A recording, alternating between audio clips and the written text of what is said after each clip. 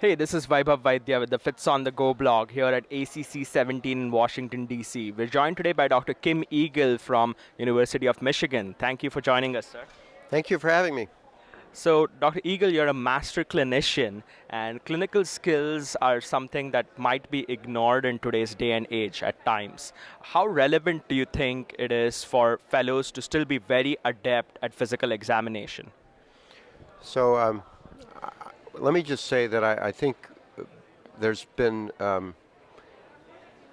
there's never been a more important time to be great at bedside cardiovascular medicine than now. And this includes taking a phenomenal history, learning how to do that, and being very careful and accurate with the physical exam.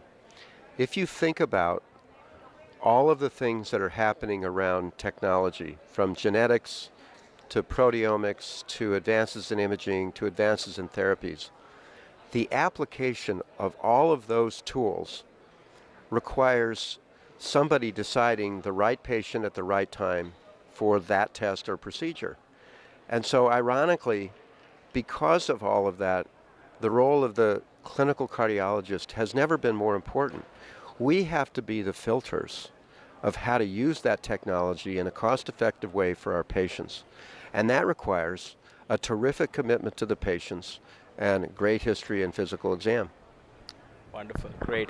And fellows have several, clinical duties, and oftentimes I think there might be pressure to just kind of rush through evaluations. How do you think fellows can kind of, work towards improving their physical exam and history skills?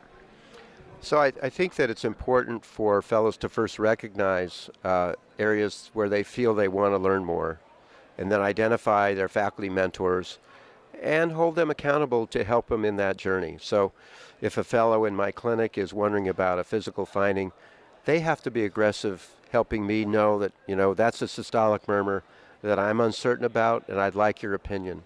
The pace of medicine seems to go faster and faster. And so I think fellows in training have to be very aggressive about saying, let's just stop a minute and do a little slow thinking here. I want you to look at this physical finding and make sure I know exactly what I'm seeing. It's your responsibility to help your mentors make sure that you're well trained. They try, but we're all awfully busy, and sometimes we forget. All right, wonderful. And then finally, Dr. Eagle, we've had a great ACC 17 meeting so far. Highlights of ACC 17 so far from your standpoint?